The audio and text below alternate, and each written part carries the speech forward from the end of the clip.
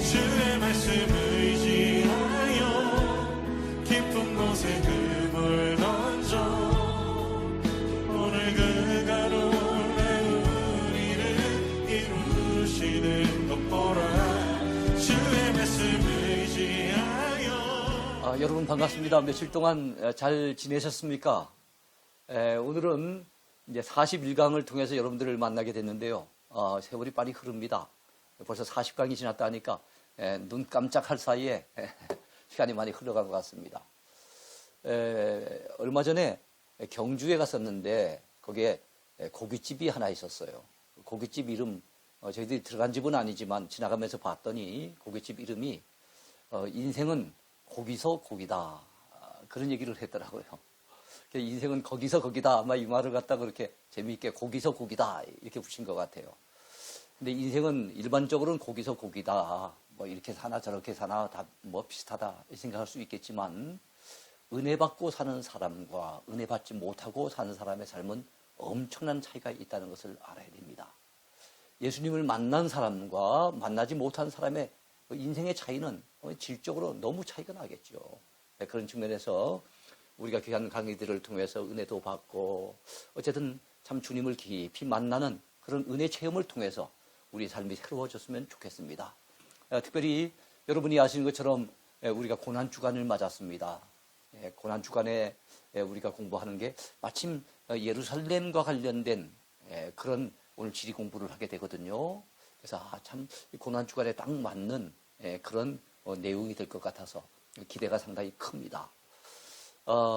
사실 예수님께서 갈릴리 사역, 초창기 사역은 갈릴리 중심의 사역이었는데 그 사역은 많은 사람들로부터 환영도 받았고 곳곳마다 기적을 행하시고 굉장히 참 은혜로운 사역이었습니다.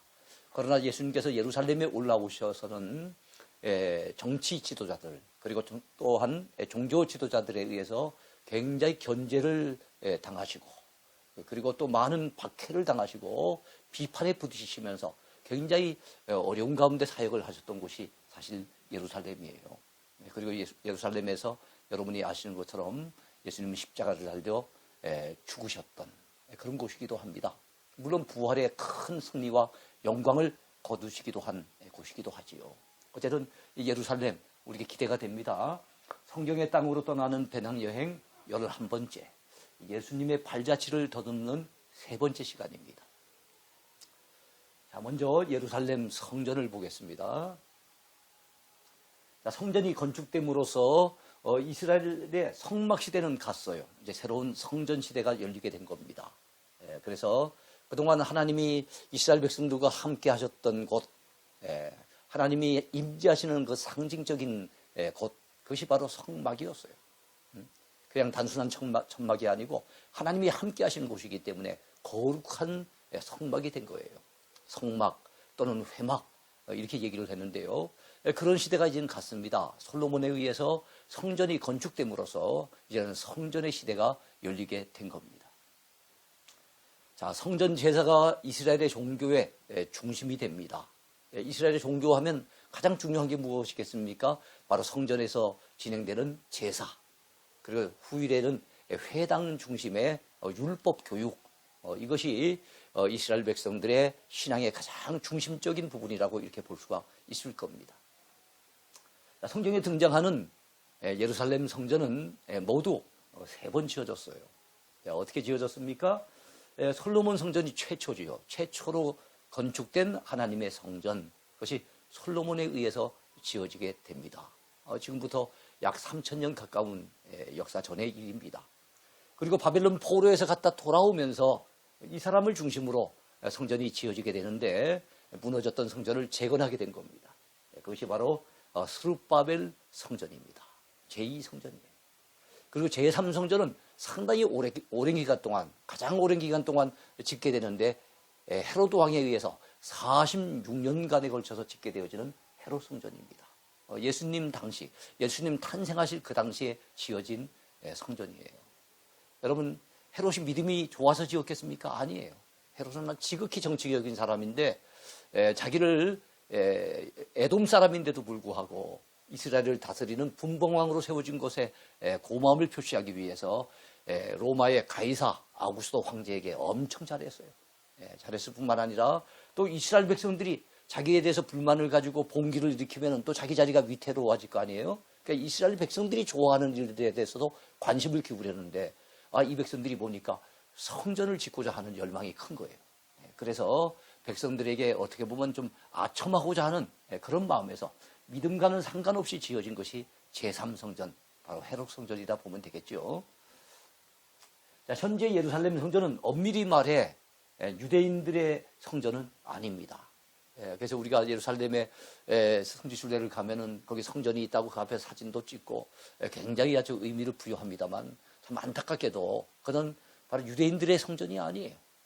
이스라엘 백성들이 지은 성전이 아니고 서쪽 벽만 옛날 헤롯 시대의 성전이 아직도 남아서 통곡의 벽이라고 일컬어지고 있습니다만 나머지 부분들은 다 이슬람교를 믿는 무슬림들에 의해서 지어진 그런 회교 모스크입니다. 회교 사원이에요. 자, 16세기 중엽에 오스만 투르크에 의해서 현재 위치에 이것이 건립이 됐어요. 현재 예루살렘 성전이 세워져 있는 곳을 보통 성전산이라 얘기합니다. 이렇게 봤을 때는 그냥 산 같지 않죠. 근데 예루살렘은 뭐 다 700m 이상, 감람산 같은 경우는 800m가 넘게 이렇게 되어진 곳이기 때문에 다 이제 높은 산악지대에 있습니다. 그래서 성전이 들어오는 곳을 성전산, 성전에서 많이 보이는 그곳에 자리 잡은 제일 높은 산이, 가장 대표적인 산이 감람산. 그렇습니다. 자, 예루살렘 성전이 차지하는 땅은 구 예루살렘의 4분의 1에 해당되니까 상당히 넓은 지역이라고 볼 수가 있겠죠. 자, 성전 부지는 사방 1km 정사각형 모양이에요. 다 사방이 동서남북이 1km씩 되어 있는 정사각형의 모양으로 되어져 있습니다. 현재 얘기하는 거예요. 자, 황금돔 사원의 서쪽 벽만이 이스라엘의 헤롯 성전 가운데 유일하게 남아 있어요. 왜냐하면 그것을 무너뜨렸던 로마의 그 당시 티투스라고 하는 장군이 이스라엘이 자랑하는 역사적인 유물을 다 없애버리면 이 위대한 로마에 대해서 사람들은 뒷날 알지 못하지 않겠느냐. 그들이 자랑하는 것을 우리가 무너뜨렸다는 것을 한쪽 벽은 남겨두어서 후세 사람들이 기억하도록 해야 되겠다. 이래가지고 서쪽 벽 한 군데만 남겨둔 거예요. 이것이 이스라엘 백성들은 그 과거의 성전이 무너졌고 자기들의 죄 때문에 성전을 잃어버렸고 그리고 지금은 이제 무슬림들이 그들이 원하는 이제 사원을 세워가지고 그렇게 출입하고 있으니까 너무 마음이 아프죠. 그러니까 무슨 절기 때라든지 아니면 기도하고 싶을 때라든지 특별할 때마다 이곳에 와서 통곡하며 기도하는 거예요. 그래서 그것을 통곡의 벽이라 이렇게 얘기를 하는데요. 길이가 한 60m 정도 됩니다. 자, 그리고 영어로는 서쪽에 있는 벽이라 해서 웨스턴 월 이렇게 얘기를 합니다. 자, 저희들이 예루살렘 저 시내가 바라보이는 감람산에서 찍은 사진입니다. 이것이 예루살렘 성벽이고요. 이것이 황금돔으로 되어 있는 바로 황금돔 사원, 바로 이슬람교의 모스크입니다.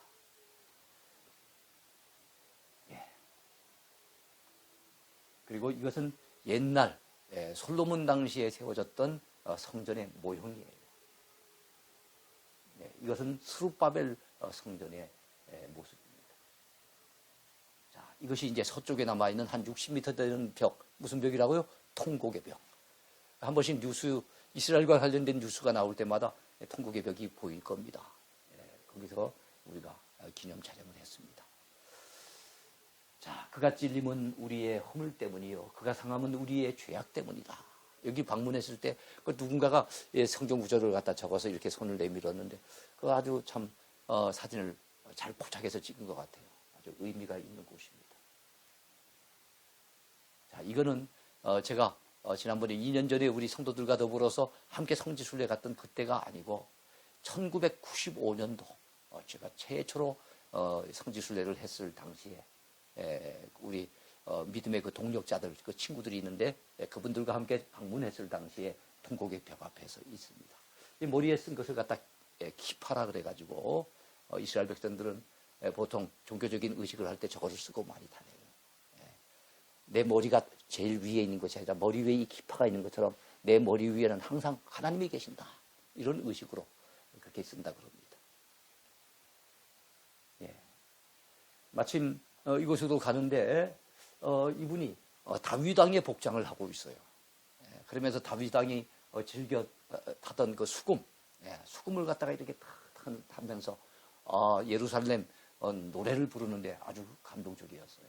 예. 그래서 함께 기념 촬영을 했습니다. 벌써 세월이 오래 흘렀네요. 1995년도니까요.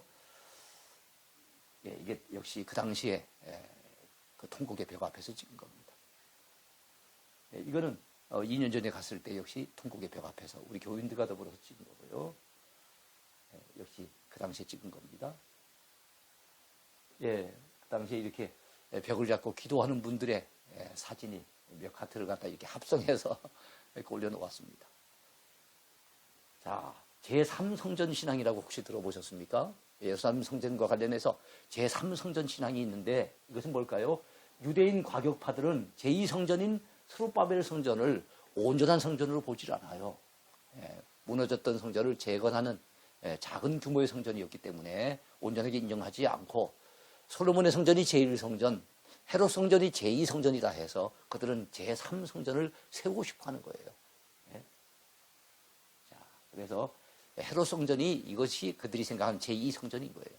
그래서 제3성전을 짓고 싶은데 거기에 지금 누가 와 있어요? 회교도들이 거기다가 모스크를 세워놨으니까 이걸 갖다 부숴버리고 파괴해버리고 그래서 아랍인들을 예루살렘에서 완전히 쫓아낸 이후에 그 자리에다가 온전한 자기들이 원하는 성전을 세우고 싶은 거예요. 그것이 이제 진정한 세 번째 성전이라 생각해서 이거를 제3성전 신앙이다. 이렇게 얘기를 해요. 사실 만약에 이것이 그들의 꿈대로 이루어진다고 한다면 아마도 제3차 세계대전이 벌어지지 않을까. 그 주변에 있는 그 아랍 국가들이 가만히 있겠습니까? 그러면 큰 전쟁으로 번지게 될 것이고, 그러면 이제 자유민주주의 국가들은 이스라엘 편을 많이 들 것이고, 아니면 중국이나 러시아 이런 사람들은 또 아랍 편을 들 것이고, 그러다 보면 세계적인 전쟁으로 비화될 가능성이 상당히 높은 거예요. 자, 세 번째 주제는요, 예루살렘의 감람산 지역을 한번 살펴보려고 합니다. 예루살렘에 가면은 그래도 감람산에 올라가서 예루살렘에 탁 내려다 볼 때 그 옛날 예루살렘을 내려다 보시면서 우시던 그 주님의 생각도 나고 감람산에서 내려다 보는 그 전경이 참 좋습니다. 자, 예루살렘은 해발 750m가 넘는 높은 고원 지역이에요. 특별히 감람산은 800m가 넘습니다. 자, 그래서 예루살렘의 대표적인 산이 어떤 산인가 하면 바로 이 감람산이다. 왜 감람산이라 그랬습니까? 감람나무가 많기 때문에. 감람나무는 올리브 나무죠. 여러분 올리브 기름 드시잖아요. 올리브 나무가 많은 곳이라서 감람산이라고 얘기를 합니다. 자, 감람산에는 여러 개의 기념교회가 있어요. 감람산에 올라가면 예루살렘을 한눈에 내려다볼 수 있다는 것이 큰 장점입니다. 이 감람산에는 무성한 감람나무, 이 올리브 나무가 많이 자생하고 있습니다. 감람산의 서쪽 지역을 무슨 지역이라 그래요? 겟세마네 동산이라.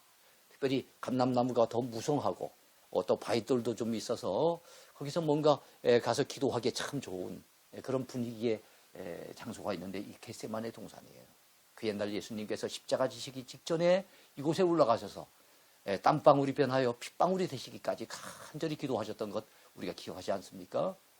이 겟세마네 동산에 만국교회가 세워져 있어요. 원래는 겟세마네 기념교회인데 만국의 여러 성도들이 헌금해서 지어진 교회라 그래서 만국교회라고 요즘 이렇게 이름을 바꿔서 부르고 있습니다. 예. 자, 여러분 콘스탄틴 대제, 여러분 우리 기독교를 갖다가 이제 믿어도 좋다고 기독교 신자들에게 자유를 선포했던 기독교 신앙에 대해서 이제는 완전히 그 공인을 했던 그것이 바로 313년의 역사가 아니겠습니까? 서기 313년의 기독교 공인, 우리 세계사 속에 굉장히 중요한 역사의 한 부분입니다. 그것을 갖다 이루었던 사람이 콘스탄틴 대제인데 이 대제의 어머니가 헬레나 여사예요. 헬레나, 그러니까 태후의 명예에 의해서 바로 베들레헴과 예루살렘의 세 개의 교회가 특별히 지어지게 됩니다. 예수님 탄생 기념교회. 베들레헴에 세워지게 되고, 예루살렘에는 예수 성묘교회, 예수님이 죽으셨던 곳, 바로 십자가에 달려 죽으셨던 그곳에서 바로 이 교회가, 성묘교회가 세워지는 거예요. 그 다음에 예수님이 승천하신 곳을, 그곳에서 그것을 기념해서 예수 승천 기념교회를 또 세우게 됩니다. 자, 이것을 갖다 보통 주기도문 교회 이렇게도 얘기를 하죠. 자, 헬레나 태우가 예루살렘의 성지 순례를 왔을 때 온통 우상재단으로 가득한 것을 보고서 크게 실망해서 그 우상들을 다 철거할 것을 명하게 됩니다. 예. 자, 그 철거 작업 중에 십자가가 3개가 발견되는 거예요. 하필이면 3개니까 그 옛날 예수님이 이곳에서 십자가 달려 죽으신 것이 생각나서 혹시 이 가운데 예수님의 십자가 있지 않을까? 헬레나 황후는 그런 생각을 가졌어요. 가져서 정말로 주님의 십자가가 맞는지를 확인하기 위해서 병든 자들을 대거 데려왔어요. 그래서 그 십자가 가운데 이렇게 그 병든 자들이 손에 만지도록 했더니 그 십자가 가운데 한 십자가에 손만 댔다 하면은 병자가 낫는 이런 기적적인 역사가 있게 된 거예요. 그래서 헬레나 태우는 그곳에 자, 이것이 주님의 십자가가 맞구나. 주님이 십자가 달리신 곳이 바로 이곳이었구나 생각을 하고 성묘교회를 세우게 된 것입니다. 자, 예수 승천 기념교회는 100여 년 전에 다시 지어졌는데요. 그 후에 80여 개 나라의 주기도문을 여기에 쭉 만들어서 붙여놨어요. 우리 한국 주기도문도 거기 있어서 가면 우리 한국 성지 순례객들이 가면 너무 반가워요. 한글로 된 주기도문이 있으니까. 그래서 이 사람들이 어디서 왔을까 하는 거는 어디에서 사진을 찍나 보면 알 수 있어요. 뭔지 아시겠죠? 태국, 불교 나라인 태국에서 온 사람들도 있어요. 태국 주기도문 앞에 있는 사람들은 태국에서 온 사람들. 우리 한글로 되어 있는 주기도문 앞에서 사진 찍고 있으면 그 사람들은 한국 사람들인 거예요. 자, 이것을 갖다 그래서 주기도문 교회라고 이름을 붙이기도 합니다. 자, 이 감람산 지역의 모습이네요. 여기 겟세마네 기념교회, 이 만국교회라 그러죠. 만국교회가 보입니다. 이게 감람산 지역이에요. 자, 예수 성천교회, 그리고 이어서 이곳은 어디입니까? 감람산 지역에서 찍은 사진이네요. 자, 그 다음에 이것은 주기도문 교회 앞에 입구에서 찍은 사진이에요. 이건 내부 장면이고요. 그래서 내부에서 설명을 듣고 있습니다. 그리고 또 우리 한글로 된 주기도문 앞에서 이제 사진을 찍고 있는 거예요. 여러분 한글 잘 알아보시겠죠? 자, 주기도문 교회 안의 모습. 이곳에 가면 참 감회가 새롭습니다. 예수님 눈물교회. 눈물방울을 거꾸로 한 이 모습이에요. 예수님께서 예루살렘에서 이 감람산에서 예루살렘을 바라보시면서 우셨잖아요. 그것을 기념하는 교회입니다. 자, 예수님 눈물교회 내부입니다. 자, 겟세마네 기념교회, 지금 이제 만국교회라고 하죠. 가까이서 찍은 사진이고요.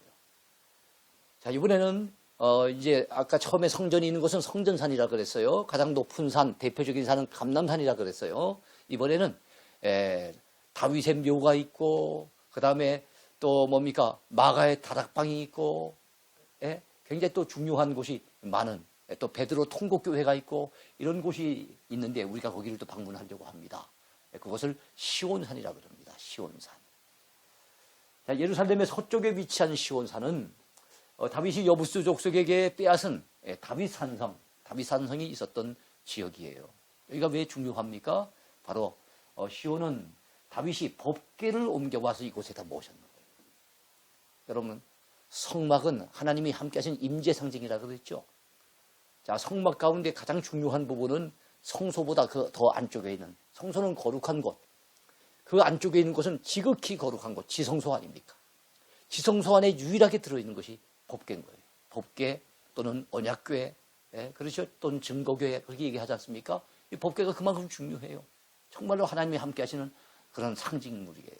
그러니까 법궤를 갖다가 바로 이 다윗산성에 모셔오게 되니까 그것을 갖다가 지극히 거룩하게 여겨서 그것을 그 이후에 시온산성이라 이렇게 얘기를 했어요. 시온산성.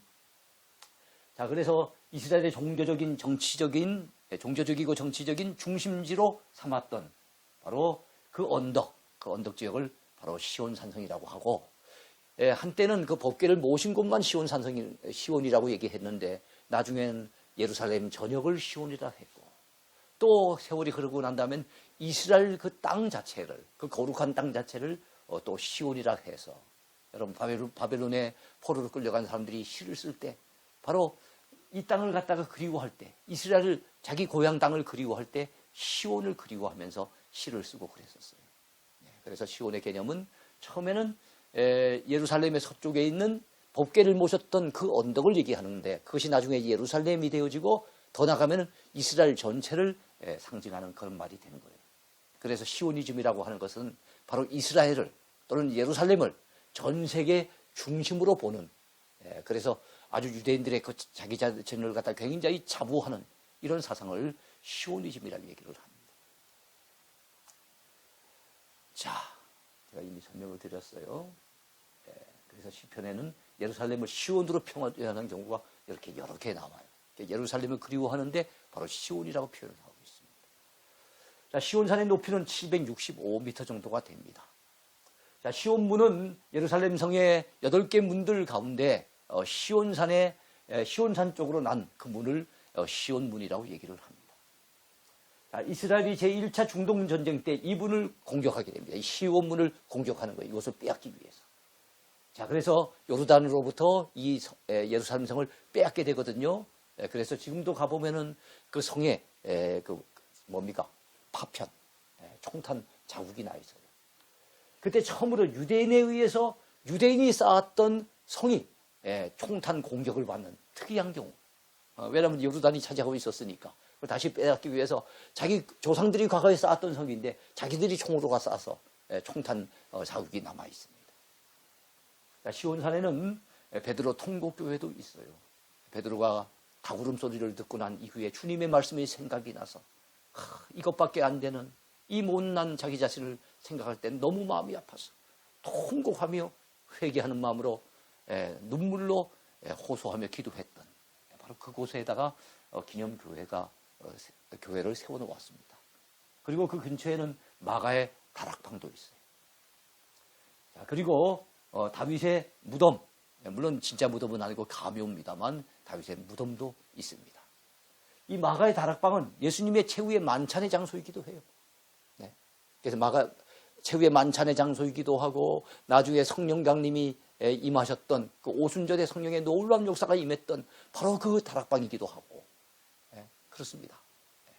그리고 나중에 초대 예루살렘 교회가 바로 여기서부터 출발을 하니까 우리 예루살렘 교회 하면 따로 예배당이 있다고 생각하면 안 됩니다. 마가의 다락방에서 성도들이 모여서 예루살렘에 있는 곳이니까 그것을 예루살렘 교회 이렇게 불렀던 거예요. 자, 오순절에 성령께서 강림하셨던 그 장소, 초대 예루살렘 교회가 모임을 가졌던 그 장소, 그곳에 가니 참 마음이 남달랐어요. 과거에 오순절에 성령의 뜨거운 역사가 임했던, 불같은 성령이 임했던 곳이고, 참 예루살렘 교회 성도들이 참 그때 교회가 막 부흥될 때 그 모였던 그곳이니까 얼마나 감회가 또 새롭겠습니까? 자, 다윗의 히브리식 이름은, 어쨌든 예루살렘과 관련된 것은 가장 중요한 인물은 다윗이에요. 다윗이 여부스 족속으로부터 어떻게 됩니까? 예루살렘을 빼앗아서 그것을 헤브론에서 그곳으로 수도를 옮겼어요. 그 이후에 이스라엘의 종교의 중심, 정치의 중심, 문화의 중심이 바로 예루살렘이 되는 겁니다. 그리고 또 법궤를 모셨던 그곳이 바로 시온 산성이 되고, 그 시온 산성이 나중엔 예루살렘을 대표로 하는 말이 되고 이스라엘을 대표하는 말이 되는 거니까, 어쨌든 여러 가지 측면에서 다윗은 정말로 그 예루살렘과는 뗄 수 없는 인물이죠. 그래서 이스라엘 백성들이 지금도 사용하는 국기 가운데 보면은 다윗의 별이 지금 있지 않습니까? 그걸 보면 이스라엘 백성들이 지금도 얼마나 다윗을 사모하고 사랑하고 존경하는가 하는 것을 알 수 있어요. 그래서 지금도 다윗의 히브리식 이름이 다비드인데요. 이스라엘 백성들 가운데, 지금 현재 유대인들 가운데 가장 남자들 가운데 많은 이름 다비드입니다. 여자분들이 또 궁금하실 거 아니에요. 우리 여자들의 이름은 어떤 이름이 많을까요? 그러면 다윗 왕한테 사랑받았던 참 아주 지혜로운 여인이 있었어요. 그 사람이 누굽니까? 아비가일이라고 하는 분이에요. 아비가일. 예. 예, 그래서 우리 교회도 지금은 이제 뭐 그것에 들어갈 수 없는 여건이 됐습니다만 오랫동안 예루살렘을 중심으로 이스라엘 땅에서 선교했던 그 선교사님의 이름이 권 아비가일, 그죠? 아비가일 권 이렇게 불려졌죠. 그만큼 아비가일은 유대인들이 좋아하는 그런 여성의 이름입니다. 자, 이 시온산 가는 길입니다. 예, 시온산 입구고요. 예, 베드로 통곡교회 정경입니다. 예, 베드로 통곡교회 입구에서 우리 집사님 권사님 부부가 찍었네요. 예, 다윗왕의 가묘 앞입니다. 유대인이 와서 기도하고 있는 것 같아요. 자, 마가의 다락방 안에서 찍은 사진입니다. 예, 우리 교우들의 모습이고요. 자, 이번에는 예루살렘의 5번째 지역입니다. 예루살렘에 있는 유명한 골짜기를, 2개의 골짜기가 유명하거든요. 골짜기를 한번 보겠습니다. 자, 예루살렘 성전과 감람산 사이에는 서로 갈라진 2개의 골짜기가 있어요. 예, 오른쪽으로 있는 골짜기를 기드론 골짜기, 왼쪽으로 난 골짜기를, 그러니까 감람산에서 봤을 때 그렇습니다. 그 골짜기를 갖다가 흰놈의 골짜기 또는 흰놈의 아들의 골짜기 이렇게 얘기를 합니다.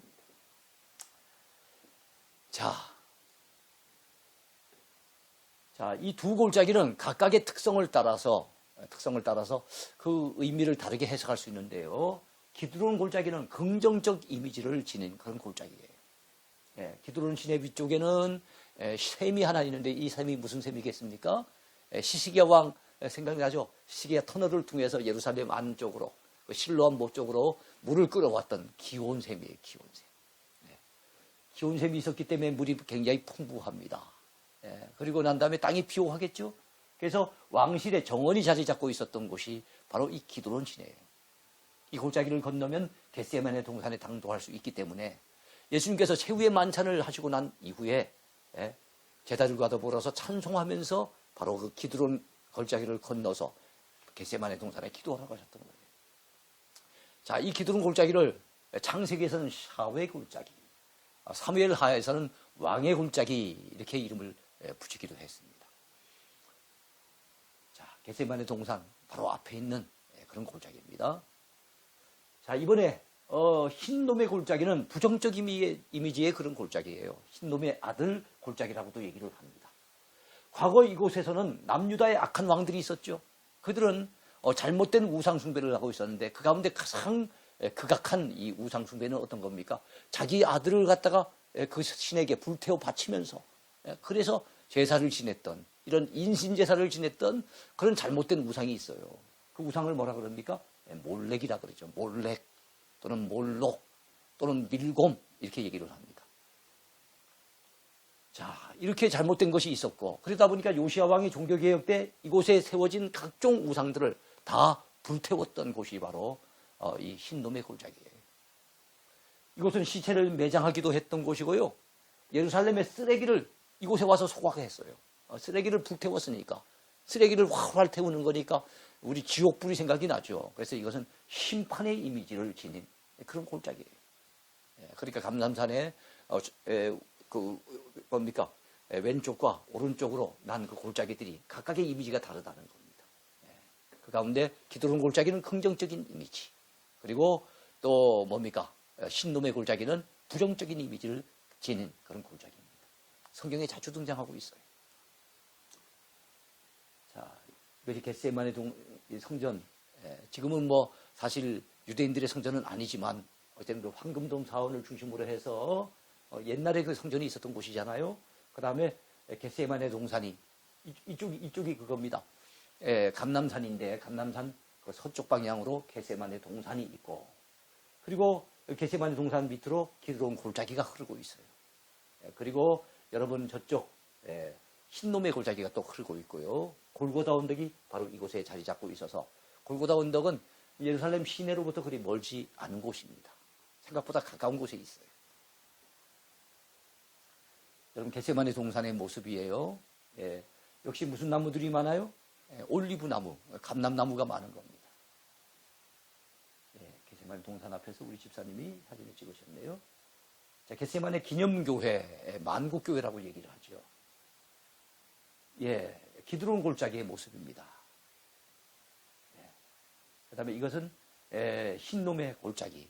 기드론 골짜기 그 주변이 훨씬 더 깨끗해 보이죠. 자, 예루살렘의 골고다 언덕과 비아 돌로로사. 사실 예루살렘의 오늘 우리가 바라보는 내용들 가운데 가장 중요한 포인트라 볼 수 있는 곳이 이곳입니다. 예루살렘에 골고다 언덕이 있고, 그리고 골고다 언덕으로 올라가는 그 길을, 그 고난의 길, 십자가의 길을 비아 돌로로사, 라틴어로 비아가 길입니다. 그래서 고난의 길 또는 십자가의 길, 바로 비아 돌로로사. 우리 같이 보겠어요. 골고다 언덕은 해골이라고 하는 뜻을 가진 아람어가 있는데 굴굴타라고 하는 그런 말입니다. 여기서 온 말인데요. 헬라어로 골고다라고 하고, 아까 라틴어 아람어로 뭐라 그러고 얘기했어요? 굴굴타. 굴굴타란 말은 우리가 잘 안 씁니다만 요즘 이제 골고다라는 말을 많이 쓰고 또 찬양을 부르다 보면 간혹 골고다 대신에 어떤 말이 나옵니까? 갈보리라고 하는 말이 나올 거예요. 갈보리. 들어보셨죠? 그건 라틴어로 갈보리라고 합니다. 라틴어는 로마 제국에서 로마 사람들이 쓰던 언어. 헬라어는 뭡니까? 그리스 사람들이 쓰던 언어인데 로마 제국의 초기에는 거의 그 헬라어가 공용어로 사용되다가 나중에 서서히 로마 제국의 서쪽에서는 헬라어, 동쪽에서는 서쪽에서는 라틴어, 동쪽에서는 헬라어가 주로 사용이 되어집니다. 자, 예수님께서 십자가형을 당하신 곳이 바로 이곳이에요. 빌라도의 법정과 골고다 언덕은 고고학적인 자료에 의해서 확실히 밝혀진 곳입니다. 성지순례를 가보면 예루살렘 성전에서 골고다 언덕까지는 생각보다는 참 거리가 짧다 하는 것을 느껴봅니다. 근데 낮에 가면은 실망할 때 많아요. 왜냐하면 비아 돌로로사, 그 고난의 길, 십자가의 길을 걸어갈 때 주님의 십자가를 묵상하면서 걸어가야 되는데, 깊은 은혜에 잠기면서 주님의 고난에 동참하는 마음으로 올라가야 되는데 거기에 물건 파는 사람들이 많아요. 빵을 파는 사람, 기념품 파는 사람, 뭐 이것저것 뭐 선물 팔고 막 사라고 하는 강요하는 사람들이 많아서 이게 정신이 엉뚱한데 빼앗겨 버리니까 은혜가 덜 돼요. 그러니까 저희들이 이번에 사실 최근에 갔던 성지순례 사진을 중심으로 했어요. 2011년도에 우리가 또 성지순례를 갔었는데 그때 사진이 제가 관리를 잘못했는지 잘 보이질 않아서 찾아도 잘 보이질 않아서 하는 수 없이 최근의 사진 중심으로 이렇게 지금 강의를 해나갑니다. 그런데 2011년도 갈 때는 낮에 올라갔더니 그런 방해를 많이 받게 되더라고요. 그래서 안 되겠다 싶어서 2년 전에 갔을 때는 2011년도 갔을 그때를 갖다 생각을 하면서 제가 새벽에 우리 성도들을 깨워가지고 올라갔어요. 그래서 고난주간과 관련된 주님의 십자가와 관련된 찬양 소리를 우리가 레시버를 통해 가지고 다 같이 들으면서, 그리고 중요하게 예수님이 쓰러지셨던 그 곳곳마다 서가지고 메시지를 잠깐 전하고 같이 기도하는 가운데 찬양 듣고 말씀 듣고 기도하는 가운데 올라갔더니 나중에는 정말 우리 모두가 진짜 큰 은혜를 받고 예수님의 십자가에 깊이 동참하는 마음 가운데서 거의가 참 울음보가 터지고 정말로 회개의 눈물이 터지고 은혜를 많이 받았던 그런 기억이 새롭습니다. 자, 십자가 지신 곳에서 빈 무덤까지의 위치는 불과 80여 미터밖에는 안 돼요. 자, 비아 돌로로사, 아까 설명했죠, 라틴어입니다. 예수님이 걸어가신 십자가의 고난의 길을 의미합니다. 자, 그 길에는 각각의 의미를 지닌 14개 처의 중요한 지점이 있어요. 빌라도의 법정을 제1지점으로 해서 출발을 합니다. 로마 군병들이 주님을 희롱하며 가시멜류관을 씌웠던, 주님이 희롱당했던 그곳이 제2지점. 주님이 처음 쓰러지신 곳, 그것이 몇 지점이 됩니까? 제3지점이 돼요. 이거를 시간 관계상 다 설명을 할 수는 없고요. 그리고 주님이 십자가에 못 박히신 곳이 11지점. 그리고 성묘교회, 자, 예수님이 죽으셨던 그곳에 그 기념 예배당을 세워놨는데 그 성묘교회 안에 10지점에서 14지점까지의 그 길이 소개되고 있습니다. 어쨌든 이 길은 우리가 그냥 올라갈 수는 없는 주님의 십자가를 깊이 묵상하면서 참 올라가는 참 뜻깊은 길이에요. 한 번쯤은 우리 기독신자들이라면 이 길을 참 걸어가야 되지 않을까. 한 번쯤은 가보면서 주님의 십자가를 깊이 묵상하는 그런 시간들을 가졌으면 좋겠어요. 자, 주님이 쓰러지셨던 곳이고요. 자, 예수님이 역시 또 쓰러지신 곳입니다. 예, 예수님이 못 박히신 곳이고요. 십자가의 길을 성묘교회까지 이제 올라가서 이제 마지막 마무리하는 부분에서 우리가 뭡니까 기념사진을 찍었습니다. 자, 그리고 역시 그곳에서 우리가 잠깐 메시지를 전하고 기도하고 있는 장면입니다. 예, 십자가의 길 성묘교회 내부입니다. 예, 그 당시에 십자가가 그곳에 있어서 우리가 십자가를 잠시라도 한번 쳐봤습니다. 자, 골고다 언덕길이에요. 예, 골고다 언덕 계단이고요. 자, 골고다 언덕길 재현해 놓은 곳입니다. 네. 자, 예수님의 예전에 십자가를 한번 생각해 보세요. 양쪽에는 참 강도들 둘이 같이 십자가에 매달렸습니다. 한편 강도는 회개하고 주님을 영접해서 주님 나라에 같이 들어가게 됐고, 한편 강도는 마지막까지 주님을 거부하고 조롱했던 참 불쌍한 사람이 되고 말았어요. 자, 이것이 골고다 언덕이고요. 여러분, 진센돌프라고 하는 분이 있어요. 진센돌프. 지금부터 한 200~300년 전에 살았던 분입니다. 이 진센돌프가 그 당시에 참 세계 선교에 있어서 굉장히 큰 역할을 했던 모라비안 교회를 세웠던 분이에요. 원래는 백작입니다. 자기 부모로부터 자기를 물려받아 백작인데, 여러분 그 백작의 자기를 버리고 오로지 주님의 교회를 위해서 일평생 그 사역을 하고 또 선교하는 일에 온전히 그 일평생을 바쳤던 그런 훌륭한 분이에요. 우리 그 감리교회 존 웨슬리, 여러분 감리교회 지도자 존 웨슬리가 바로 이분에게 굉장히 큰 영향을 받았어요. 이 진세돌프가 여러분 백작의 자기를 버리고 정말 주님을 위해 살기로 결단했던 것은 19살 때입니다. 19살 때 독일의 뒤셀도르프에 갔었는데, 거기에 여러분 기념관이 있었고 그 박물관 안에 여러 그림들이 있는데 자기 그 사촌형과 더불어 함께 왔었어요. 사촌형은 이 그림 저 그림을 감상하며 다니고 있는데, 여러분 이 진셀도르프가 도메니코 페티라고 하는 이탈리아 화가가 그린 에케 호모, 라틴어로 이 사람을 보라, 이런 뜻인데요.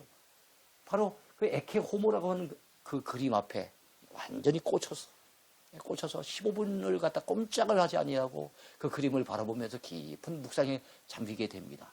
거기에는 그림과 함께, 자, 여러분 가시멜루간을 쓰시는 주님 이 밑을 내려다보시고 있는 그 그림 앞에 내 너를 위하여 몸버려 피 흘려 죽었만 넌 날 위하여 그 무엇하느냐 라고 하는 메시지가 다 있는데요.